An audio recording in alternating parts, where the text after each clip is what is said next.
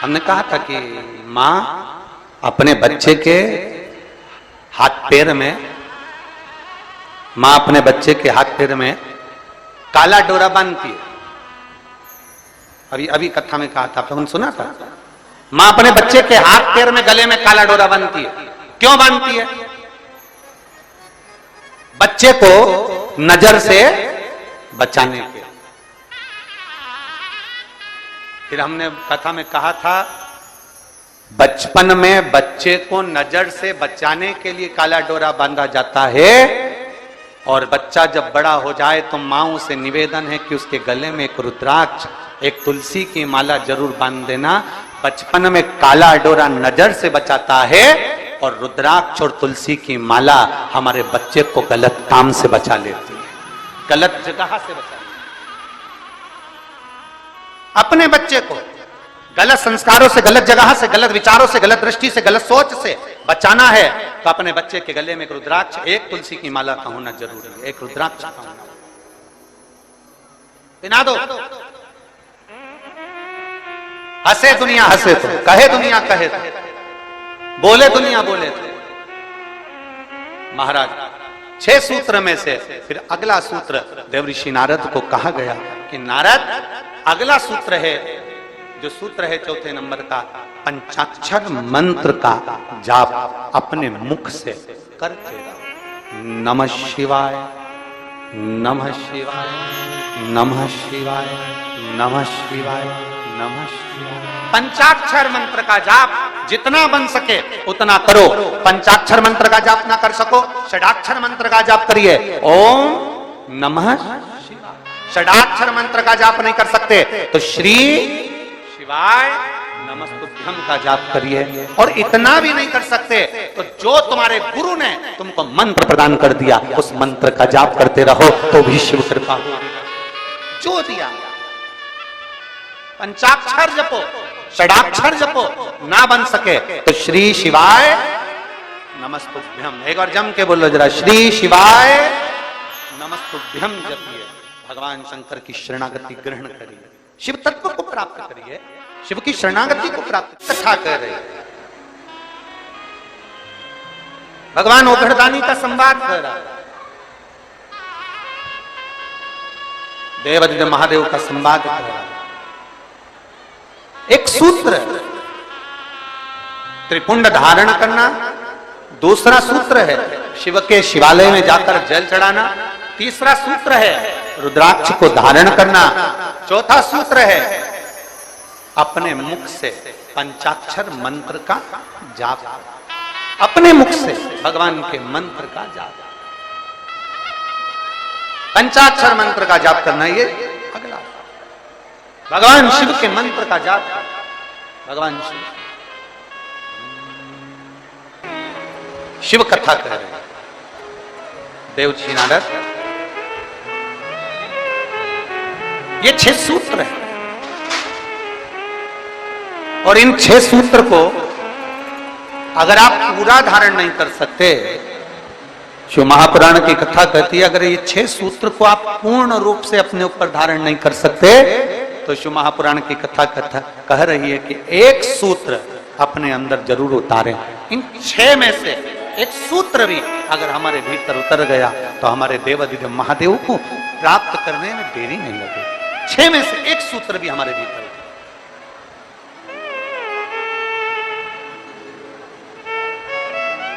अब ये आपके ऊपर निर्भर करता है, ये आपके ऊपर निर्भर करेगा कि आप कौन सा सूत्र अपने भीतर उतारें।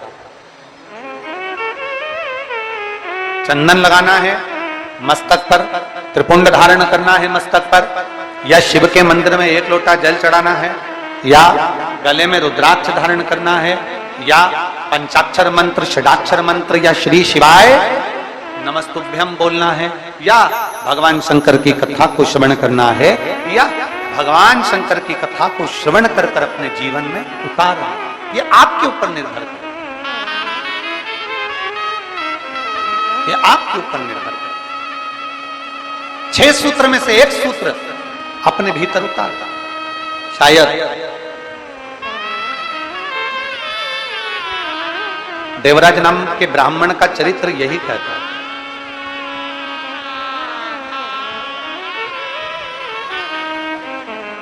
शायद देवराज नाम के ब्राह्मण का चरित्र यही कहता है कि 6 सूत्र में से देवराज नाम के ब्राह्मण ने एक सूत्र अपने अंदर उतार लिया, और वो सूत्र कौन सा था कि चोरी का धन लेकर जा रहा है, चोरी का सामान उसके साथ में है, चोरी के आभूषण उसके साथ में है, और उसने एक सूत्र अपने अंदर उतारा कि चोरी का भी धन उसके साथ था, तो भी भगवान शंकर के मंदिर में जाकर, भगवान शिव के मंदिर में जाकर बैठ गया। 6 सूत्र में से एक सूत्र है शंकर की शरणागति, शंकर का द्वार, शंकर की चौखट।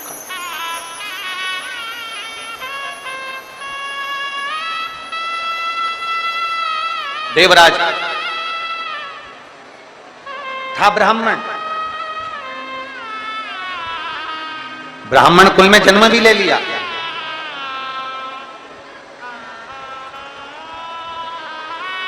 ब्राह्मण के घर में जन्म भी हो गया, और ब्राह्मण तत्व से, ब्राह्मण कर्म से वंचित, ब्राह्मण कर्म से वंचित है। 2 चीजें हैं शिव महापुराण में बताई है, एक प्रेम और एक भ्रम। एक है प्रेम, दूसरा है भ्रम।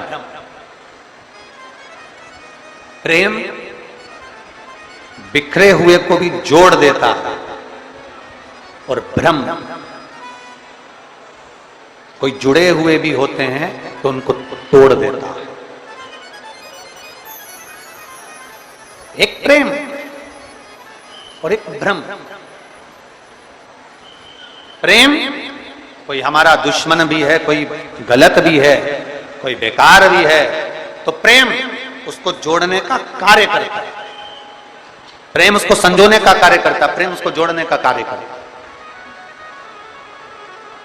एक प्रेम और एक भ्रम। प्रेम जोड़ रहा है और भ्रम तोड़ रहा है।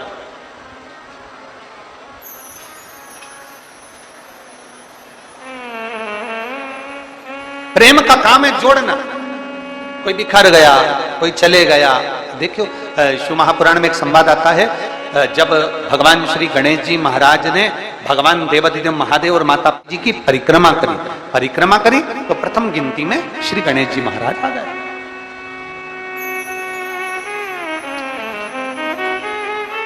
प्रथम गिनती में श्री गणेश जी महाराज आ गए। और जब प्रथम गिनती में श्री गणेश जी महाराज आए और कुछ देर बाद भगवान श्री षडानंद कार्तिकेय भ्रमण करते करते करते करते पहुंचे।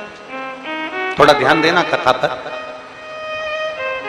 ये जल वृष्टि तो अपनी जगह चलती रहेगी, पर कथा पर अपना स्मरण रहे। प्रेम और भ्रम में अंतर देखिए जरा।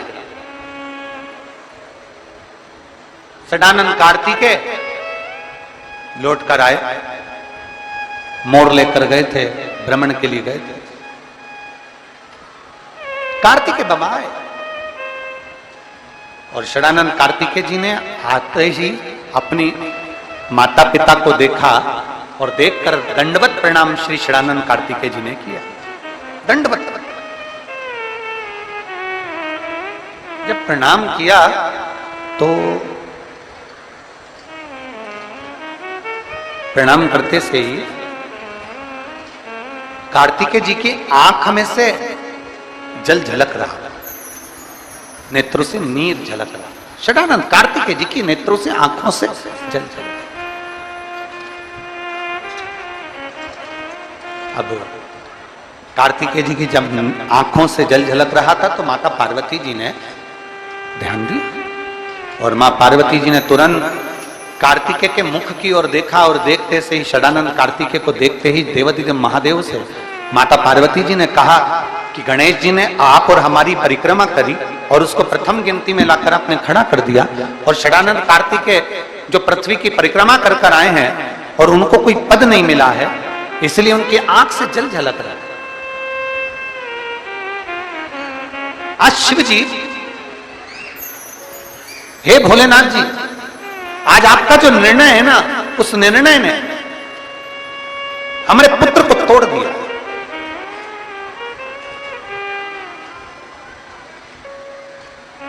जो आपका निर्णय, इस निर्णय ने हमारे बेटों को तोड़ दिया। ये निर्णय कोई श्रेष्ठ नहीं हुआ और निर्णय भ्रम में हो गया, भ्रम में। गणेश जी आपकी और हमारी परिक्रमा कर ली है, गणेश जी ने आपकी और हमारी परिक्रमा कर ली और वो प्रथम गिनती में आ गए और यहाँ षडानंद कार्तिकेय पूर्ण पृथ्वी की परिक्रमा कर कर आए और उनको कोई पद नहीं मिला। ये निर्णय कुछ भ्रम में हो गया। और पार्वती जी ने देवादिदेव महादेव से कहा, बाबा ओघड़दानी, प्रभु स्वामी, बस यही बात है कि प्रेम जोड़ता है, भ्रम तोड़ता है, और भ्रम ने तोड़ दिया। षडानंद कार्तिकेय रुष्ट होकर श्रीशैलम पर चले गए और श्रीशैलम पर जाकर षडानंद कार्तिकेय जी अपनी साधना में, अपने मौन होकर अपनी तप साधना में बैठे।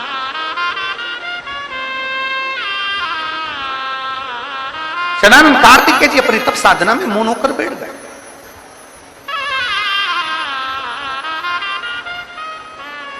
महाराज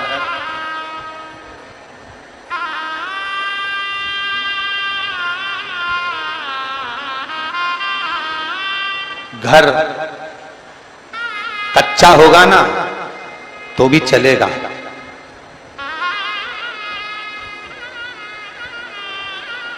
बेटी का विवाह करने से पहले माता और पिता को यह स्मरण करना चाहिए,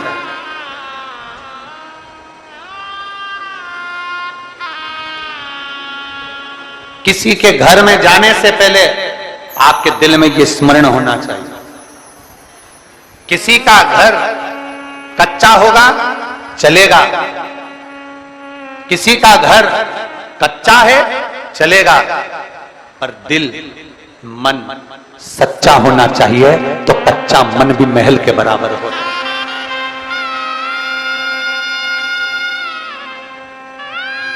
घर कच्चा है ना चल जाए, मकान कच्चा है चले, बहुत बड़ा महल बना दिया, बहुत बड़ा घर बना दिया, बहुत बड़ी अटारी बना दी और मालूम पड़े बेटा बहू अपने कमरे में, छोटा बेटा अपने कमरे में, बड़ा बेटा अपने कमरे में, बड़ी बहू अपने कमरे में, छोटी बहू अपने कमरे में, सास ससुर नीचे हॉल में अपने कमरे में, 4 मेहमान घर में आ जाएं। बड़ी बहू के मेहमान आते हैं तो बड़ी बहू ज्यादा काम करती है, छोटी बहू के मेहमान आते हैं तो छोटी बहू ज्यादा काम करती है, सास के मेहमान आते हैं तो सास ज्यादा काम करती है। जरा विचार करिए, महल बड़ा होने से, अटारी बड़ी होने से कुछ नहीं होता। शिव पुराण कहती है घर अगर कच्चा भी है और मन अगर सच्चा है तो मेरे शंकर को आने में देरी नहीं लगती, मेरे शिव को आने में देरी नहीं लगेगी, मेरे शंकर को प्राप्त करने में देरी नहीं लगेगी। अभी श्रावण में एक होड़ लगती है, श्रावण के महीने में होड़ लगती है, श्रावण के महीने में खोड़ लगती है। मैं 1000 बेलपत्र शंकर भगवान को चढ़ाऊंगी। अभी आप भी सुनते होगे, बोलो तो सही जरा, विधि सवाल बोलो, सुनते हो कि नहीं सुनते? अरे बोलो तो जम के, सुनते हो? कोई कहेगा 1.25 लाख बेलपत्र चढ़ाऊंगी, 1000 बेलपत्र चढ़ाऊंगी, 108 बेलपत्र चढ़ाऊंगी, 500 बेलपत्र शंकर जी को चढ़ाऊंगी। शिव महापुराण में यह कहीं पर नहीं लिखा कि आप शंकर भगवान को 1.25 लाख बेलपत्र चढ़ाओ कि 50,000 चढ़ाओ। शिव महापुराण में इतना जरूर लिखा है कि अगर आपने अपनी जिंदगी में एक बेलपत्री का पेड़ लगाया है तो एक बेलपत्र चढ़ाने के तुम अधिकारी हो। किसी का लगाया पेड़, किसी का बड़ा सारा वृक्ष, और तुम्हारा मन कर गया 1.25 लाख बेलपत्र चढ़ाऊंगी, उस बेलपत्र के सारे पत्तों को, सारे पत्र को तुमने तोड़ लिया, शिव जी को समर्पित कर दिया। बेलपत्र का वृक्ष भी सोचता है जिंदगी में एक पेड़ ना लगाया, जिंदगी में एक वृक्ष ना लगाया, जिंदगी में वृक्ष को कटवाया पर लगाया नहीं, और वृक्ष लगाया नहीं और बेलपत्री का पत्ता तुम शिव जी को चढ़ाओ, मेरा ओघड़दानी स्वीकार नहीं करता। ध्यान देना, अगर शंकर को बेलपत्र चढ़ाने का शौक रखते हो और अपने मरने के बाद भी शंकर के मंदिर में बेलपत्र चढ़वाना चाहते हो तो एक बेलपत्र का वृक्ष लगाने का संकल्प लेकर अपने जीवन को आगे बढ़े कि हम भी एक बेलपत्र का वृक्ष लगाएंगे, जिससे हमारा वो लगाया हुआ वृक्ष का बेलपत्र भगवान देवादिदेव महादेव को समर्पित हो सके, भगवान शिव को चढ़ सके। एक संकल्प अपने भीतर होना चाहिए, एक नया ट्रेड आ गया, एक नया क्रम चालू हो गया, 1.25 लाख बेलपत्र चढ़ाएंगे।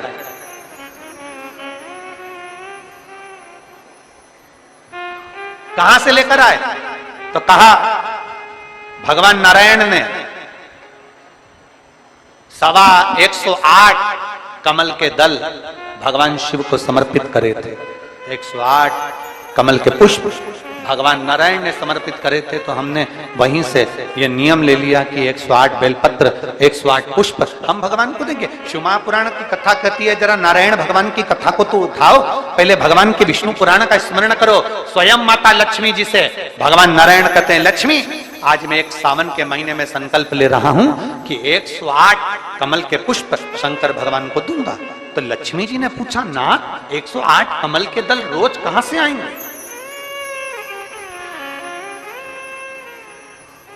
108 कमल के पुष्प रोज कहां से आएंगे? ये प्रतिदिन इतने सारे पुष्प, प्रतिदिन इतने सारे फूल जो हमें भगवान देवादिदेव महादेव को समर्पित करना है, तो ये 108 कमल के पुष्प कहां से आएंगे? इतना सारा कमल का पुष्प कहां से आएगा?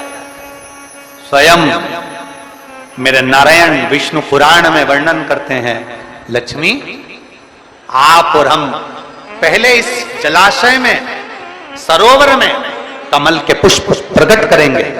कमल के पुष्प प्रकट करने के बाद फिर हम 108 कमल के पुष्प भगवान देवादिदेव महादेव को समर्पित करेंगे। ये हमें सीखना चाहिए।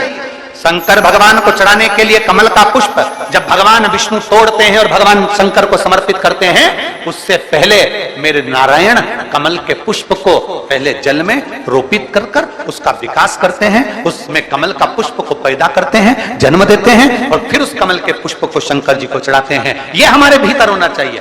1 बेलपत्र शंकर जी को चढ़ाऊंगी, 100 बेलपत्र शिव जी को चढ़ाऊंगी, 1.25 लाख बेलपत्र शंकर भगवान को चढ़ाऊंगी। पर चढ़ाने से पहले इतना अंदाजा लगा कर रखो, क्या हमने एक बेलपत्र का वृक्ष लगाया है? क्या हमने बेलपत्र का पौधा लगाया है? और अगर बेलपत्र का वृक्ष लगाया है तो हम शंकर जी को एक बेलपत्र चढ़ाने के अधिकारी हैं। अगर हम नहीं लगा पाए तो इस बारिश में हमें संकल्प लेना चाहिए कि हम बेलपत्री का पौधा लगाएंगे और एक वृक्ष को तैयार करेंगे जिससे एक बेलपत्र शिव को समर्पित हो।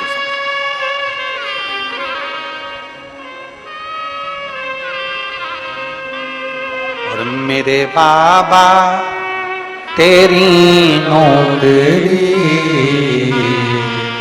सबसे बढ़िया है, सबसे करी। मेरे बाबा तेरी नौकरी सबसे बढ़िया है, सबसे करी। तेरे दरवाजे की चाकरी सबसे बढ़िया है, सबसे हरी। जब से तेरा गुलाम हो गया तब से मेरा विनाम हो गया। जब से तेरा गुलाम हो गया तब से मेरा गुलाम हो गया। वरना औकात क्या थी मेरी, वरना औकात क्या थी मेरी। सबसे बढ़िया सबसे हरी। भोले बाबा तेरी नौकरी सबसे बढ़िया है, सबसे हरी। ब्रह्म जीना तो प्रेम में जिंदगी को जियो। ब्रह्म में अगर जिंदगी को जियोगे तो एक दिन भटक जाओगे। ब्रह्म में अगर जिंदगी को जियोगे तो भटक जाओगे। प्रेम में जिंदगी को जियोगे तो बांध कर रख सकते, बांध। प्रेम जोड़ता है, भ्रम तोड़ता है। अभी एक कथा में हमने कहा था कि मोबाइल आया, बहुत अच्छी बात है, मोबाइल आया, MP3 खत्म हो गया। अभी एक कथा में कहा मोबाइल आया, रेडियो खत्म हो गया।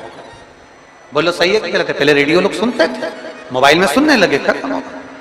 मोबाइल आया, MP3 खत्म हो गया। मोबाइल आया, रेडियो खत्म हो गया।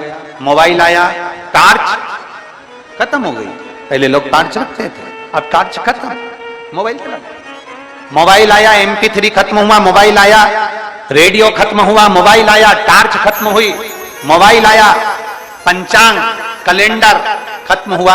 अब ब्राह्मण भी अगर मंत्र बोलते हैं या कोई संकल्प भी दिलाते हैं तो मोबाइल पर पढ़कर देख लेते हैं, आज कौन तिथि, कौन वार, कौन नक्षत्र, कौन घड़ी, कौन पल, क्या चल रहा है, तुरंत देखा और बोलते। मोबाइल आया, कैलेंडर खत्म हो गया। मोबाइल आया, रेडियो खत्म हो गया, MP3 खत्म हो गया। मोबाइल आया तो ये सारे चित्रहार वगैरह सब खत्म हो गए, और वही मोबाइल तुम्हारी पत्नी के हाथ में आया तो तुम भी खत्म।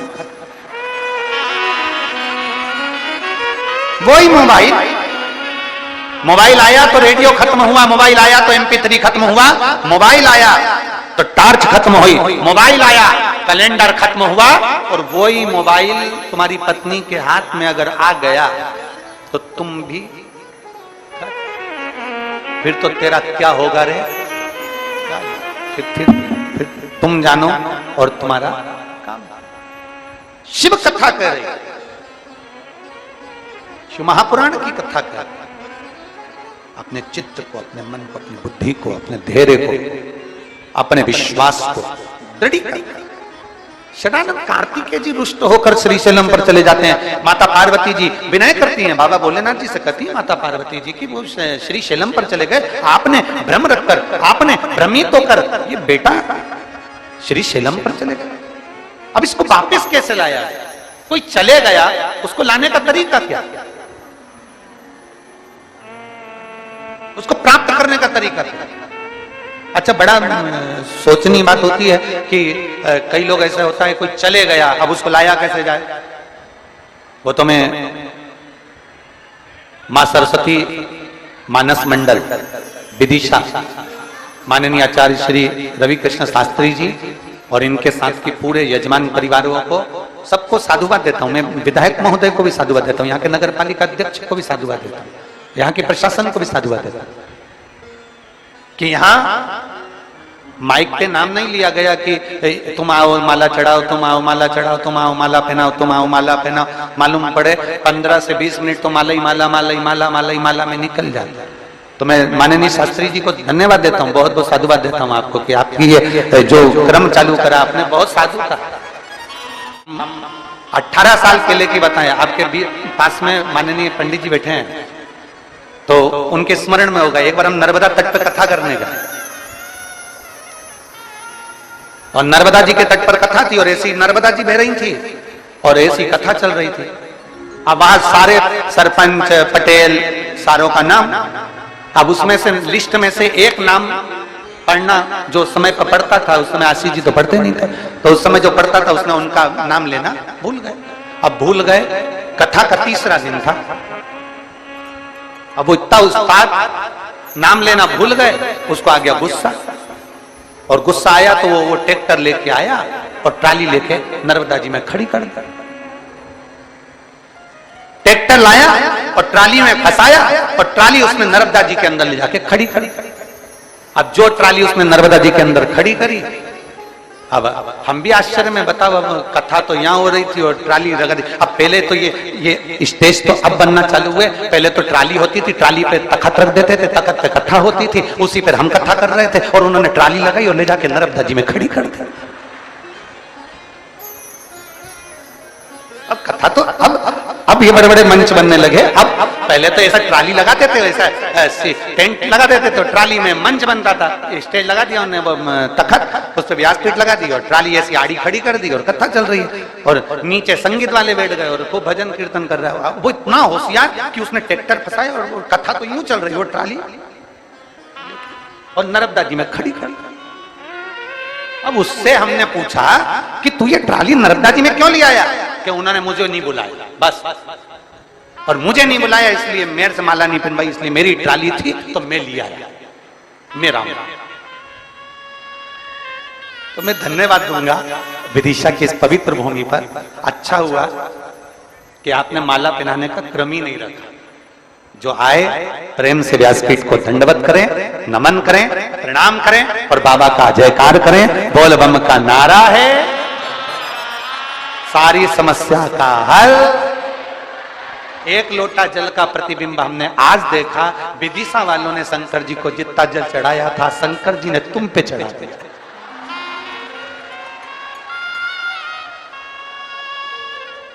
खूब निलाया तुमने भोलेनाथ जी को।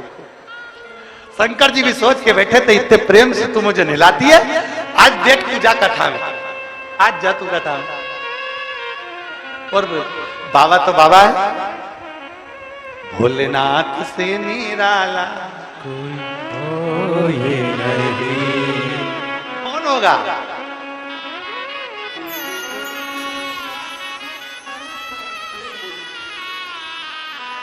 शिव शिव है।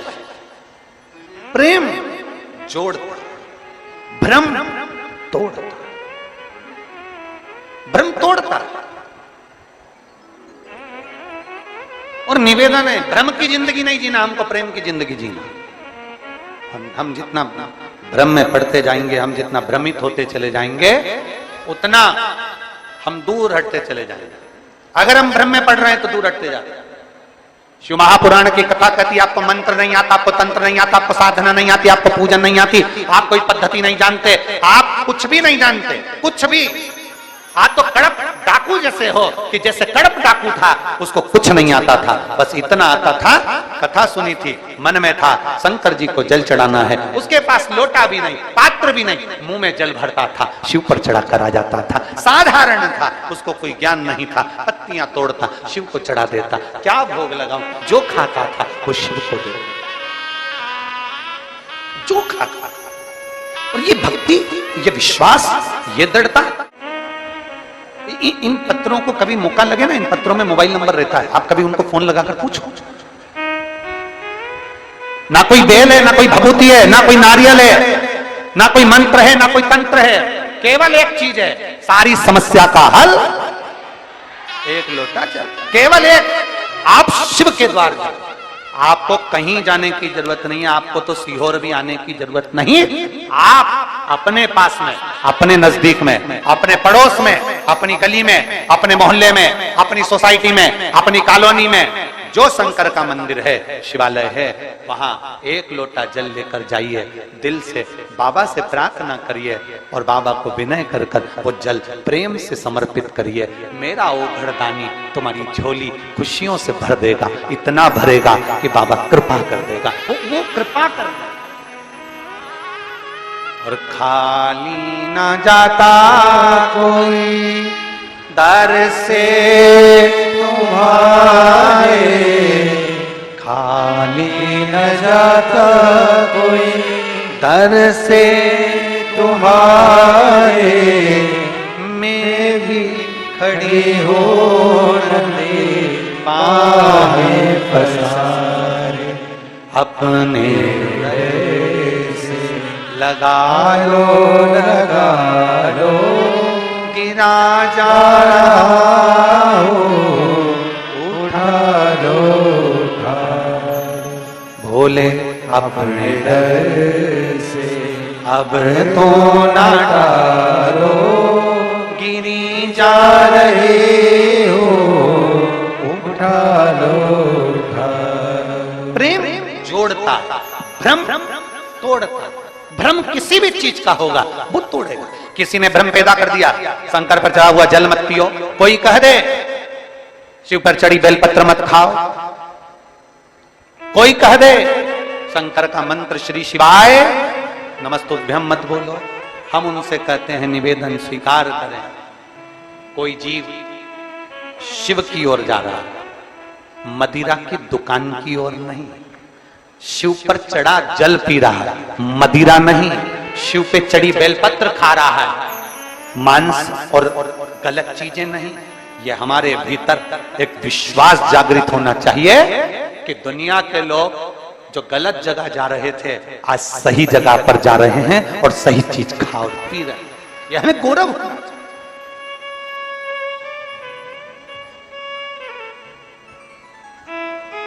उस प्रभु ने,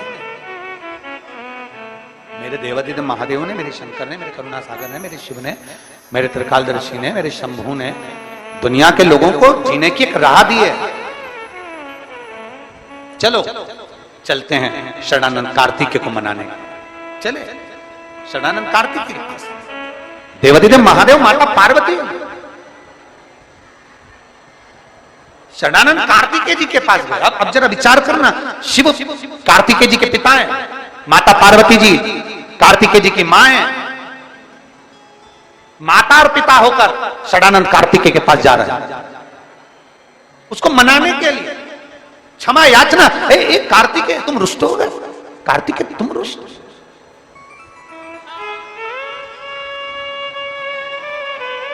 और पकड़ लो हाथ त्रिपुरारी, नहीं तो डूब जाएगी, हमारा कुछ न बिगड़ेगा, तुम्हारी शान जाएगी।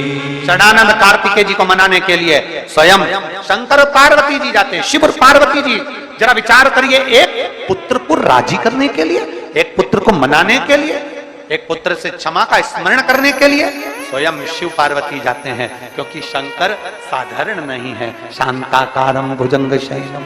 शिव आनंदमय राशि है, शंकर साधारण नहीं है, शिव औघड़ी साधारण नहीं है, शंकर शंकर है, कर्पूर गौरम करुणावतार। शिव साधारण।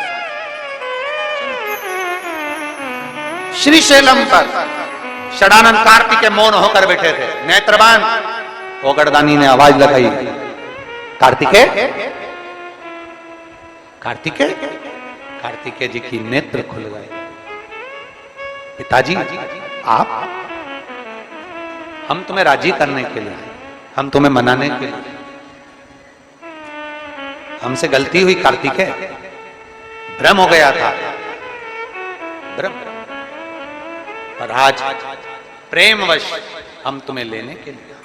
कार्तिकेय जी अपनी माता पिता के चरणों में दंडवत करते हैं और प्रेम फिर जागृत होता है, फिर जागृत, प्रेम फिर जागृत। शिव ने कह दिया, सुनो कार्तिकेय, केवल गणेश ही नहीं, आप भी पूजन में प्रथम हो और रहो। किसी के कहने से कुछ नहीं होता, किसी के कहने से नहीं। महाराज माला कौन कौन फेरता है? हाथ उठाओ जरा, जो माला फेरते हैं। झूठी झूठी हाथ मत उठाना हो, सच्चा सच्चा हाथ उठाना चाहिए। जो माला फेरते हो, कभी भी ऐसा नहीं है कि आज ही फेरो या कल ही फेरो, कभी कभी जब भी फेरते, कभी तो फेरी होगी। माला फेरने वाले जब माला फेरते हैं तो माला फेरते फेरते फेरते फेरते उनके स्मरण में आता है कि सुमेरु अभी तक नहीं आया है। वो एक मन का होता है ना, जिस मन के से माला को वापिस पलटा जाता है। सुमरु नहीं आया, सुमरे। माला फेरते फेरते सुमरु का इंतजार रहता है, माला फेरते फेरते सुमेरु का इंतजार करते हैं। उसी तरह जैसे आपकी चित्तवृत्ति में रहता है कि सुमरु आएगा, सुमेरु आएगा, सुमेरु आएगा, फेरते जाओ फेरते जाओ फेरते जाओ, वो मन का जरूर आएगा जिस मन के से माला पलट जाएगी। उसी तरह शंकर के मंदिर जल चढ़ाने जाते जाओ, प्राण सुनते जाओ, एक दिन वो मोड़ जरूर आएगा जिस दिन मेरी जिंदगी का दुख मिटेगा और सुख पलटे, मेरे जीवन का दुख मिटेगा, सुख आएगा, आएगा। इंतजार करिए। प्रेम जोड़ता है, भ्रम तोड़ता है। शरणानंद कार्तिकेय जी जैसे राजी होते हैं प्रेम के बल पर, देवराज नामक का ब्राह्मण 6 सूत्र में से एक सूत्र पकड़कर चोरी का धन लेकर शिव मंदिर में चले जाता है और भगवान शंकर की करुणा से उसको शिव पुराण की कथा सुनने को मिल जाती है। बेल वृक्ष की छांव में उसके प्राण चले जाते हैं तो शंकर नंदी लेकर आकर देवराज नाम के ब्राह्मण को शिव धाम ले जाता है। एक बेलपत्री के वृक्ष की छांव करोड़ों करोड़ों पाप को समाप्त कर देते। कभी मौका मिल जाए, कभी मौका मिल जाए तो बेलपत्र के वृक्ष की छांव में बैठकर एक भगवान का किया गया भजन सुख प्रदान करता, सुख प्रदान।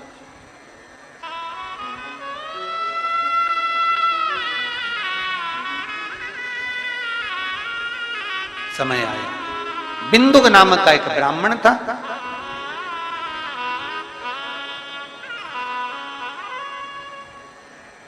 पत्नी और धर्म पत्नी में एक अंतर है। बिंदुक की जो पत्नी थी वो पत्नी थी, धर्म पत्नी नहीं। पत्नी पति को पतन के रास्ते पर ले जाती है, पत्नी पति को सिनेमा घर तक ले जाती है, पत्नी पति को मॉल तक ले जाती है, पत्नी पति को अपने मायके तक ले जाती है, पर धर्म पत्नी अपने पति को हफ्ते में एक बार शंकर के मंदिर जरूर लेकर जाता। वो धर्म पत्नी, वो धर्म। आप भी प्रयास करो धर्मपत्नी बनने का। 7 दिन की कथा में पति अगर दिन में आकर कथा को श्रवण नहीं कर सके, दुकान से फुर्सत ना मिले, तो पति को कहो रात्रि के समय हमारे साथ चलो शिव महापुराण के कथा के पंडाल में। वहां जितने शिव भक्त भजन कर रहे होंगे, कीर्तन कर रहे होंगे, मंत्र जाप कर रहे होंगे, उनके साथ रात्रि को आधे घंटे अपन भी भजन करें। विदिशा नगर के आसपास की गंजबासोदा क्षेत्र जितना है, विदिशा के आसपास का क्षेत्र जितना है, वहां की जितनी महिला मंडल, जितनी माताएं हैं, रात्रि को आए पंडाल में। पूरे पंडाल में भक्त लोग रात भर भजन करते हैं। रात्रि को आप भी आकर उनके साथ भजन और कीर्तन का आनंद लेकर अपने जीवन को सार्थक बनाएं। ये विदिशा में शिव पुराण नहीं, कुंभ का मेला है। दिन और रात भगवान की अविरल भक्ति को भजन में, कीर्तन में, स्मरण में जितना बन सकता है, शिव भक्ति में जितने लग सकते हो उतने लगो। खूब भजन करो, कीर्तन करो, स्मरण करो, नाम जाप, मंत्र जाप, स्मरण करते रहो। बिंदुक के प्राण छूट गए, प्रेत की योनि में पड़ गया, मुक्ति नहीं हुई। बिंदुक की पत्नी चंचला काशी में अपने प्राणों को त्यागा, काशी। और जब काशी में प्राण छूटे, भगवान देवादिदेव महादेव की धर्मपत्नी माता पार्वती जी की सखी बनी, सखी। और ऐसी सखी बनी कि उन्होंने प्रथम शिव महापुराण की कथा तुम रुक्का जी के मुख से सुनवा।